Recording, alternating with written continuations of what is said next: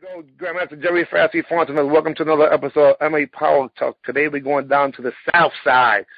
Are you there, Shihan or Sensei Maben? Yes, I am. Hey, sir. All right, so obviously this has been one of those challenging days because you are a busy man, so I want to cut to the chase and blitz right there to the spot. Sir, I'm honored that you're taking some time from your busy schedule. Now, the normal format we have is talking about past, present, and future. So since you and I have been personal friends since way back in the 80s, let's talk about that first. When was it that you and I probably met? I would assume it's at the very least the mid-1980s, but I might be wrong. 1984. Wow. 1984 we met. And I tell you, I'm thinking that we met over at Newark, trading over at I may be wrong, but I thought we had met through Thunderfoot Curtin.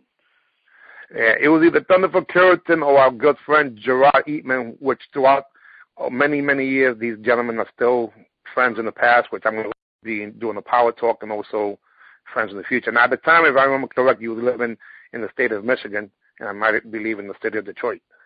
Yes. Yeah, I was in Detroit until 1997. I left in Detroit in 1997. Okay, wonderful. Enough about me or us. Let's talk about you.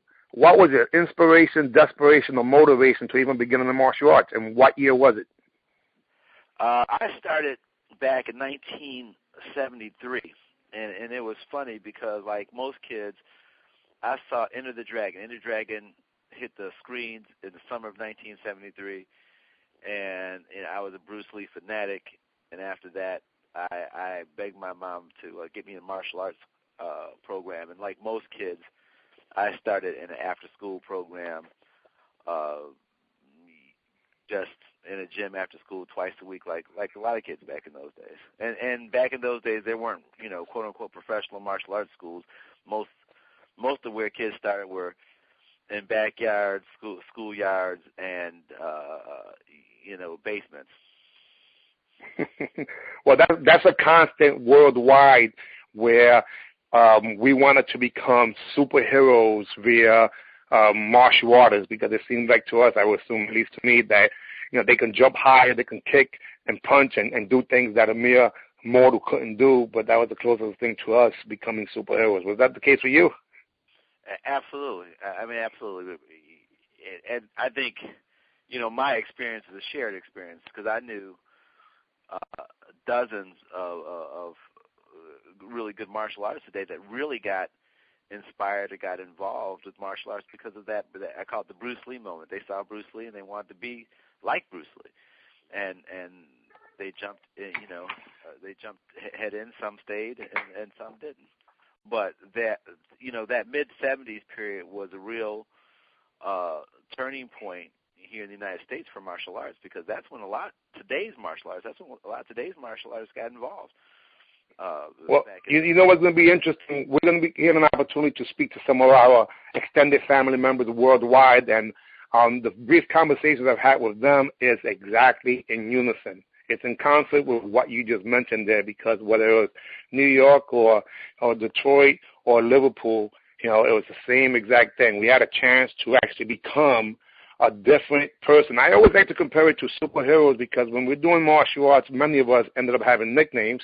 So it became actually as Superman and Clark Kent and Batman and actually Bruce Wayne and so on and so forth. So that's pretty cool. But let's get into some specifics. So in 1973, do you even remember what was the initial style of martial arts that you was training in? I started in Tang Soo Do Muda Kwan in 1973. Wow. Just for the record, 1976, we officially started a professional martial arts school with Grandmaster, rest in peace, Supreme Grandmaster Sang Soo Tiger Kim, and it was also Muda Kwan Tang Soo Do. Absolutely. Okay, so now in 1973, you're in an after school program about twice a week, that wasn't a school, that was exactly as you said it, a program. And sometimes people run schools as programs. I don't want to get into that tangent as of yet, but hopefully in the future we can speak about the business aspects of martial arts, which you've been fortunate enough to be really successful. However, 1973, you're there twice a week. after-school program, doing Tansudo. I would assume that and believe that you're eventually started in another style called Inshinu, which is what I consider one of the first mixed martial arts, only in the fact that it had such a diverse curriculum that included Kobudo and self-defense and what have you. But so when was the transition from the Mudokwan, Tansudo, over to the Inshinu? Well, when I started high school, and I lost interest in the martial arts during high school because I wanted to, run track and swim and be in other sports and be a letterman, get my varsity jacket. And that was real big, for me, in those days. And so I stopped training. Then when I went off to college, I was introduced back into the martial arts by a gentleman who was training in Ishinru, and then a couple of my friends were training in Ishinru, and they said, "Oh, you need to come over, and you need to, train in our dojo." And they introduced me to a gentleman named Grandmaster Willie Adams in Detroit, and he lived. His dojo was very close to my grandmother's house, and so it was real convenient for me to get over there. And once I started training with him, it was like I lived in the dojo. I was there every day, and every day I could be, every hour, every minute I could be there training. And today he's still, my instructor today after 35 years with him. I've been with him roughly 35 years. So pretty phenomenal. That is a constant with quite a few of the successful martial arts that we know, that we go through cycles. The thing that I did not get, unless he said it and I forgot, because I've been hit a few times, so my brain doesn't work as good as it should at times. But 1973, how old were you when you actually got exposed to the official, not a professional school, but at least an organized group of martial arts instruction? In 1973, I was 12 years old when I first started training. And then when I picked it up again and started training, really I haven't stopped training. I was 18, so I had stopped for high school years. Probably between 14 and 18, I didn't do too much anything. And then 18, I picked. Well, you didn't do too much of martial arts, but you was absolutely increasing your ability for your fast-twitching muscles and your balance and your coordination, et cetera, in sports. I was running track. I was a swimmer. I was running cross country. I was involved in all types of physical activities. But it was high school sports. Yeah. And that's I really focused on that back in those days. Well, that's another common denominator. So basically what you're telling me is that even though your enthusiasm for martial arts was there, you was an athlete in a variety of sports that chose at some point, once you clamped on like a pit bull, to increase the quality and knowledge and everything between there of martial arts, correct? Oh, absolutely. And even, I tell you, after when I started training, again, in martial arts, I would cross-train, and everybody knows about the Dance Theater Harlem. And I had the chance to take classes with, for a while, the lead choreographer from there, and just to increase. And the only reason I was taking, they said, "Man, you're taking ballet classes." No, I'm increasing my I'm your flexibility, your posture, your coordination. Right, I'm doing all that. It didn't help that the class was filled with pretty girls. But I was ready to say, let's get down to the nitty-gritty here, baby. You was motivated by females being in the class, and if you're going to be one of the few men stretching there that weren't actually gay, you're going to get some potential dates. Right, but I walked into class wanting to increase my stretch. I wanted to kick high in the air like my friend Jerry. I wanted to put my leg right up there. So, a lot of times over the years, you've gone and done some cross-training. I've cross-trained in yoga. I've done a lot of things. Even now, as I've gotten older, at 51 years old, I did the Spartan race. I did CrossFit. I did a lot of things that other folks who are in their 50s either can't or won't do because they're afraid to because of they abused themselves when they were younger. Well, let's be honest. People in their 20s won't do that, let alone 30s, 40s, or 50s. Absolutely. But so based on a standard and a certain amount of ego, because the ego says we don't want to be the fat old man that can't when we're parents. Are you a father? Absolutely. I have a 9-year-old daughter. And you don't want her to be embarrassed that you're the fat man that can't see his toes or do anything, correct? Absolutely. Another common denominator, because, for whatever it's worth, I'm getting ready to be a half a century old within the next few months in January. So that being the case, let's talk about a little bit of that. When was it that you was inspired to even start competition? Because when we did meet, it was via competition. And what was interesting about it was that you was probably the only person from your entire state that was making trips to New York or New Jersey. I started back in the days where we didn't even wear gear to tournaments. So when I started doing tournaments, it was still bare knuckle. And then I saw the transition, go into the gears set. And then probably I moved to Rochester, New York in '83 to start a master's degree program at the University of Rochester. And I was still interested in doing, I opened up my own small dojo up there, and I was training, and in order to keep myself sharp, I would do tournaments up in that area, and in Western and Upstate New York. And well, let me interject. Let me just check my memory. So in Rochester, you must have people like Kathy Faust over there. You must have guys like Amos Poswaite. Kathy Faust is an old friend of mine, absolutely. Amos Poswaite was in the area. Right, Amos, and not too far away. You had guys in other places. You had Bill Adams. You had guys like Greg Tierney and Steve LaValle. Even though they weren't from as high there, but the immediate area had the northeast section, and also going into Canada. Yep, absolutely. I trained at Greg Tierney's dojo, at his old dojo, and I trained with Greg Tierney back in those days.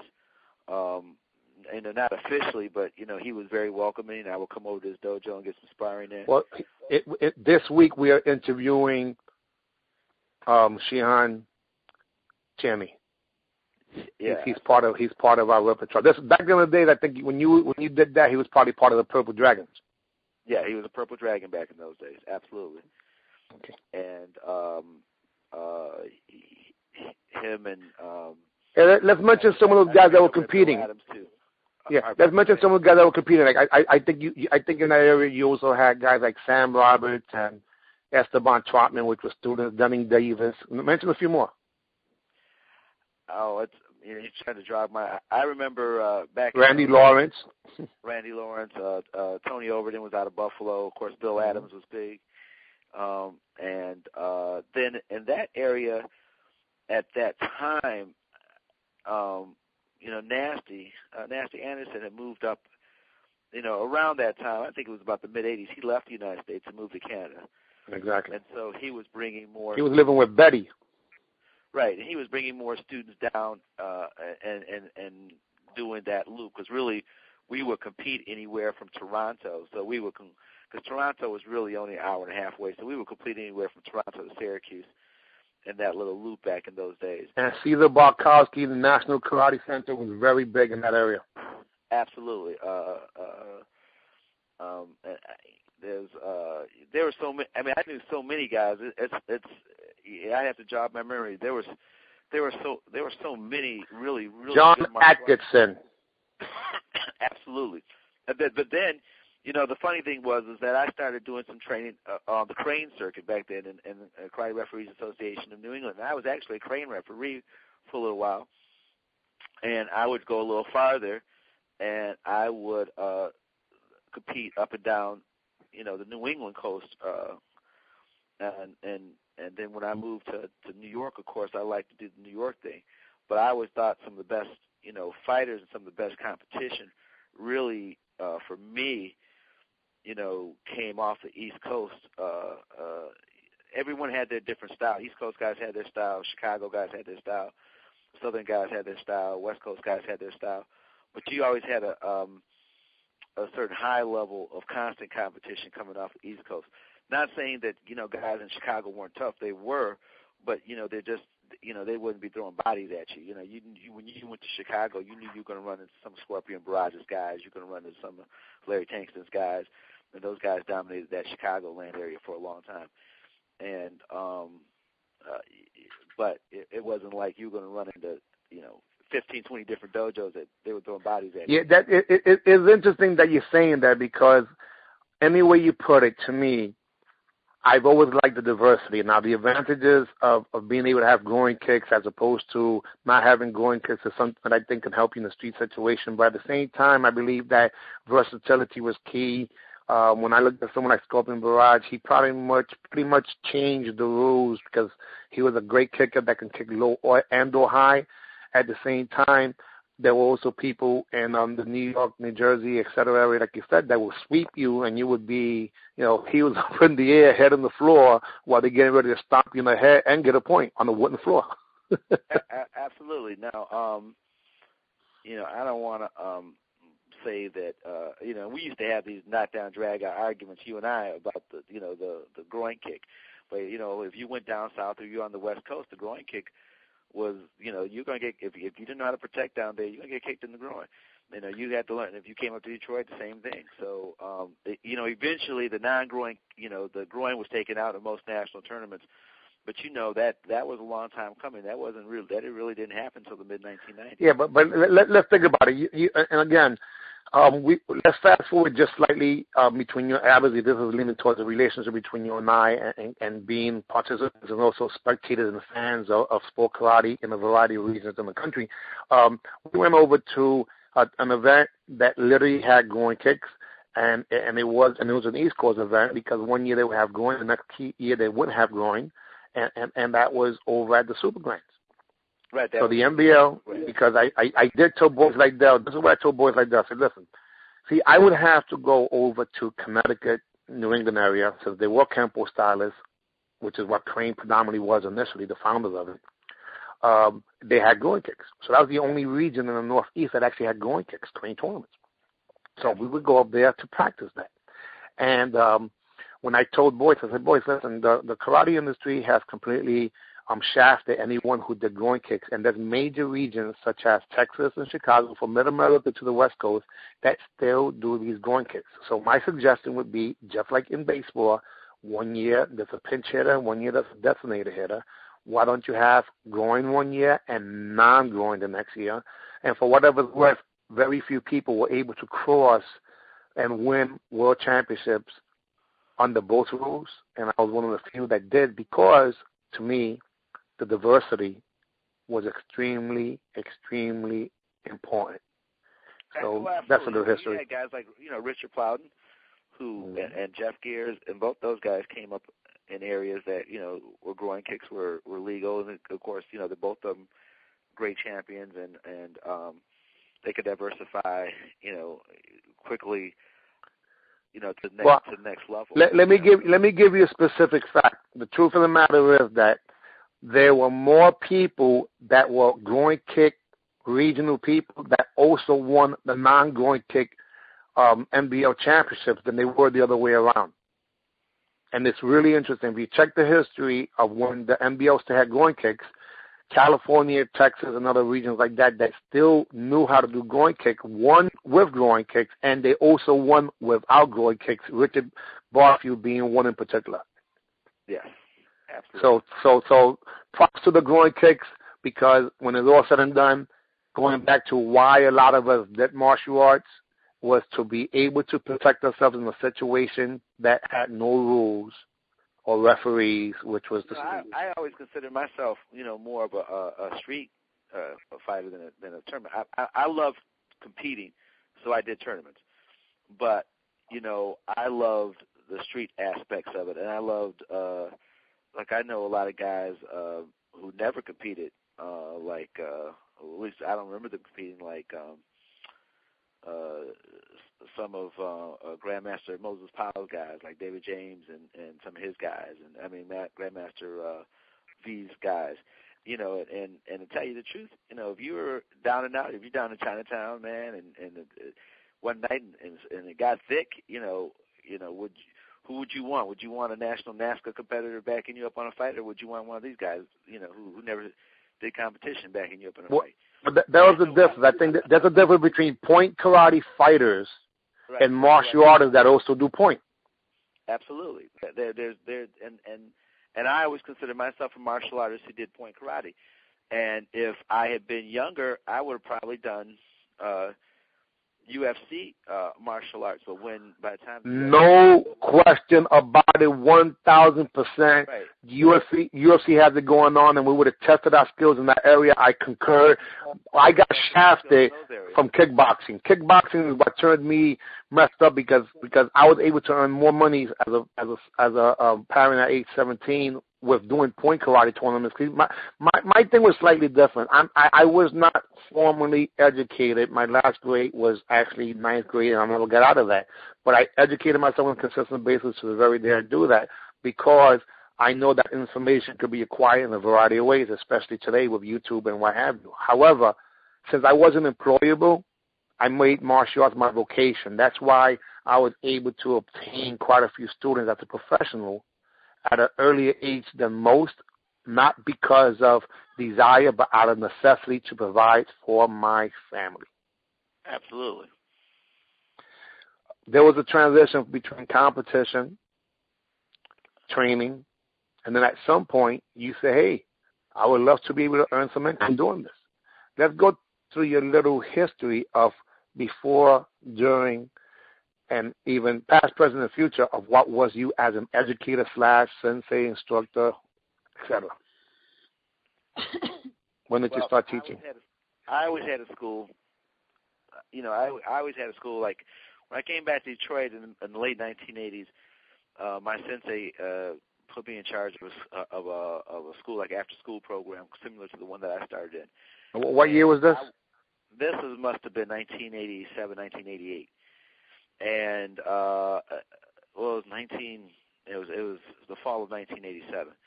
And well, just to be fair, guys, just to be fair, Sheehan Willie Adams at the time was not just a school owner, but he was a phenomenal promoter that got to the point where he ran one of the biggest events in the entire country. Am I correct to believe that? Yes, he ran North American Karate Championships during that period of time. Okay. So you had a great mentor. Right, I had a great mentor. He taught me how to teach. He was running a successful school. He had made a transition from being a non-professional to a professional school in the 1980s, and I was there during that transition. He put me in charge of a after-school type program, which I taught for a number of years. While I pursued my other profession, because I already had a profession, a regular 9-to-5 job, and then I would teach twice a week in the after-school program. Then later on, when I had the opportunity to move to New Orleans to take over as Director of Development for the Housing Authority, then I moved down here, and a friend of mine said, well, why don't you help me teach over at the military base? So he had a small class at the local military base, and I went over there, and I started teaching there, while I still had a full-time job. And when I left the Housing Authority, I had a number of job opportunities I was looking at around the country, but then I sort of reached this crossroads where, I can go and I can continue in profession, which, I chose for myself, or I can make a break and try to become a professional martial artist. And I had seen a lot of professional schools doing well. And, the first thing I said, well, that guy can do it, I can do it. It's going to be hard, but if this person can do it, I can do it. And I decided just to take, it was expensive, but to take the jump into the professional school arena. It was expensive for a number of different reasons. What year, just so we can have a chronological check here, what year was that? That was in 2000. Okay. Now, it's so weird because in 2000, at that point, and again, I'm talking about myself personally, I already had gone through many levels of gamut. That's just before I started making my uniforms, and I was on my way phasing out of teaching. But it's pretty interesting because I think that success leaves clues, and you had an opportunity to follow those clues from quite a few people. Right. Well, I had seen it. You know, I in 2001 I made the decision in around Christmas of 2000, and in the spring of 2001 we had secured